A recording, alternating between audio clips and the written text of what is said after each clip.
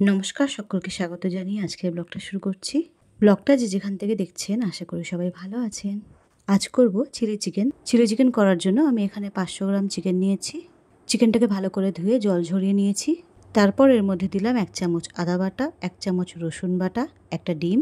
চিকেনটাকে বাইন্ড করার জন্য দিলাম 1 চামচ ময়দা। টেস্টের জন্য দিলাম 1 চামচ সয়া সস। সয়া সসটা অপশনাল, না দিলেও হবে। সঙ্গে দেবো 1 চামচ কর্নফ্লাওয়ার। ঝালের জন্য দেবো 1/2 চামচ গোলমরিচের গুঁড়ো। আর রঙের জন্য সবশেষে দেবো 1 চামচ কাশ্মীরি লঙ্কার গুঁড়ো। সঙ্গে দেবো 1/2 চামচ লবণ। সব কিছু ভালোভাবে মেখে চাপা ঢাকা দিয়ে 1 ঘন্টার জন্য ম্যারিনেশনে রেখে দেবো। প্রায় 1 ঘন্টা পর কড়াই গরম করে তাতে সাদা তেল দিয়ে তেল বেশ গরম হয়ে এলে তাতে একে একে চিকেনের পিসগুলো ছেড়ে ডিপ ফ্রাই করে তুলে নেব। ভাজা হয়ে গেছে, এবার একই তেলে আগে থেকে কেটে রাখা আদা রসুনটাও দিয়ে দিলাম। আদা রসুনের কাঁচা গন্ধটা বেরিয়ে গেলে এবার এর মধ্যে আগে থেকে কেটে রাখা পেঁয়াজ ছেড়ে দেবো। পেঁয়াজগুলো আমি চৌকো করে কেটেছি, ভাজতে ভাজতে এদের লেয়ারগুলো খুলে যাবে। একই সঙ্গে আগে থেকে চৌকো করে কেটে রাখা ক্যাপসিকামগুলোও দিয়ে দিলাম।